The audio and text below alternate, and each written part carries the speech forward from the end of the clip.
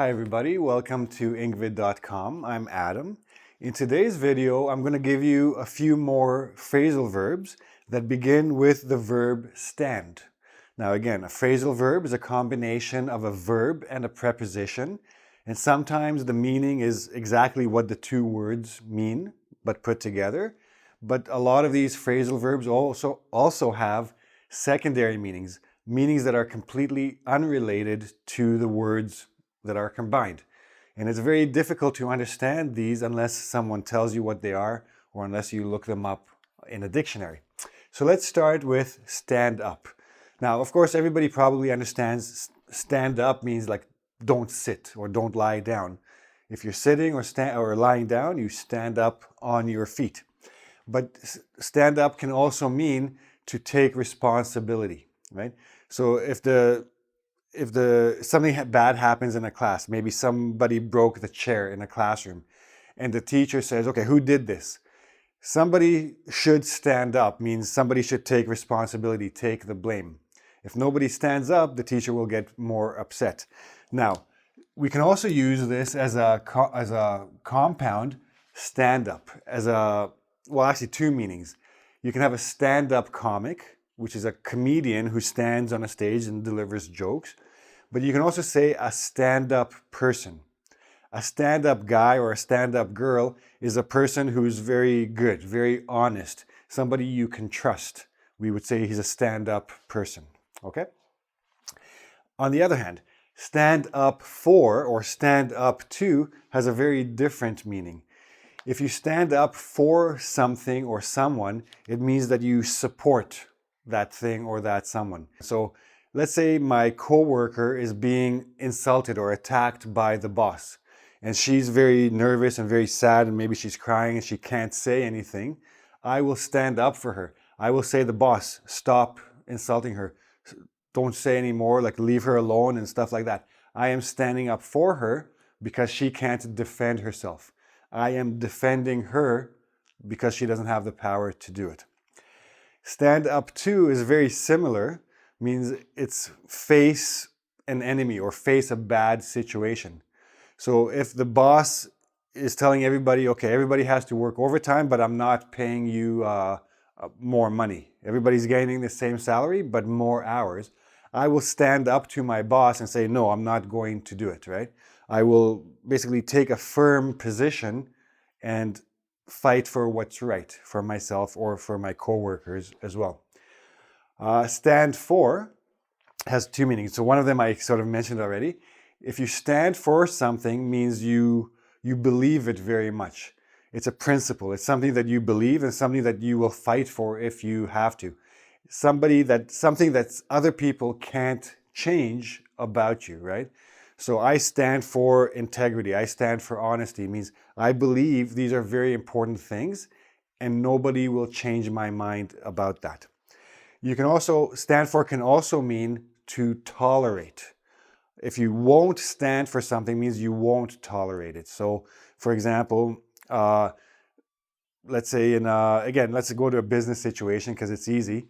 Some people like to say racist jokes at the office or at school or anywhere social. Some people like to say racial jokes. I don't stand for that kind of behavior. I don't stand for those kinds of jokes. It means I don't tolerate them. I don't accept them. I will tell somebody to shut up if they make one of these types of jokes, okay? So it's good to stand for certain things. Stand by. So again, this is the literal meaning, means by can mean next to or beside. So if you stand by someone, you're just standing next to them. In a more like a abstract meaning, you can stand by someone. It doesn't mean you're physically standing by them. It means you're supporting them. So let's say in politics, you sometimes see this. A politician gets accused of having an affair, like an extramarital affair, like he cheated on his wife, for example, or she cheated on her husband. If the spouse doesn't believe the accusations and she trusts her husband, let's say it's a woman, she will stand by him. She will support him and stay with him through all the scandal and not leave him. So she's very loyal to him. Stand by can also mean wait. Okay? So, okay, don't start the project yet. Let's just stand by until we get more information. Or stand by to get the boss's permission. Or stand by for whatever else you need before you can begin something. So essentially it means wait. And in terms of some jobs, some people are on standby. Or if you're traveling and you bought a ticket but there's no seats, the airline may put you on standby. It means you wait until an opportunity presents itself. So in some professions, let's say nursing, many nurses, when they're just starting their careers, are put on standby, which means just be ready and wait. We may call you to come to the hospital to work. We may not. Another expression is on call. It's the same mean, on like standby or on call. Wait, we might call you, we might not. So that's standby. Stand in for, we don't really have anything stand in. We have a stand-in, means a substitute. The verb to stand in for means to take someone's place in a situation. So let's say in a movie, the actors might have some action scenes that are stunts, that are very dangerous. So they have a stunt person stand in for them in that situation. So some actors will not do the dangerous scenes. The stunt person will stand in for them while the camera shoots. And it looks like them, like the actor, but it's not them. It's a stunt person. Some actors actually do their own stunts, but that's not common. So stand in for, again, if I'm a teacher and I'm sick today, I can't come to school, someone will stand in for me and take over the class until I come back. Stand out. So stand out doesn't mean outside. You could stand outside, that's outside. Stand out means be very different, usually in a good way. Some people can stand out in a bad way, but we mostly use this expression to say, oh wow, he really stands out from the crowd. He's different. And again, he's probably a little bit better than most of his or her peers, as the case may be. Okay, I'll leave it at that. Stand out. A standout as a noun, if you squeeze the two words together and make it a compound, a standout means a very good thing. It's something that's better than the most. It is noticeable because it's very good. And that's only for positive things. To stand out can be negative, but mostly used for positive. Okay, so stand around. If you're standing around, basically you're doing nothing, right?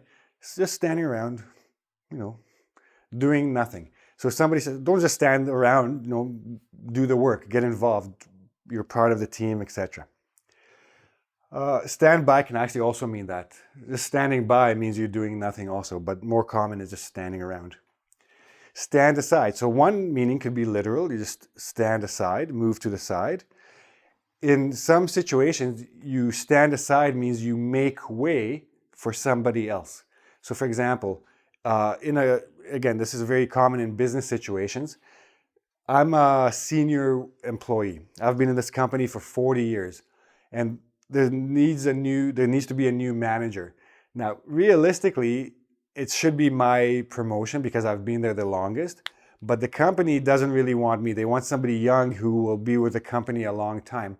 So they ask me to stand aside, not to interfere in the promotion process, not to complain. Stand aside, let the young guy come up and take over because he will be there for many years. I will retire in 2 or 3 years anyway, so no point. So make room for. Stand back is actually very direct, like stand back, move away. So we especially use this when there's like a situation that's a problem or a dangerous situation. Let's say a car hit a bicyclist, and the bicyclist is on the ground, he's injured, and the ambulance comes. And of course, there's going to be a big crowd. Everybody wants to see what's going on, what happened.